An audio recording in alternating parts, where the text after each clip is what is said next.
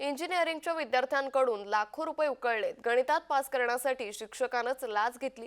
पुण्याच्या मोझे महाविद्यालयातला हा धक्कादायक प्रकार आहे। विद्यापीठाशी संलग्न परीक्षा केंद्रांची तपासणी केली जाणार आहे। तपासामध्ये परीक्षेत गैरप्रकार करणाऱ्यांमध्ये सहभागी असणाऱ्या कर्मचाऱ्यांवर कठोर कारवाई करण्यात येणार आहे। परीक्षा सुरळीत पारदर्शकपणे होण्यासाठी आवश्यक उपाययोजना आढावा परीक्षा विभागाकडून घेतला जाणार आहे।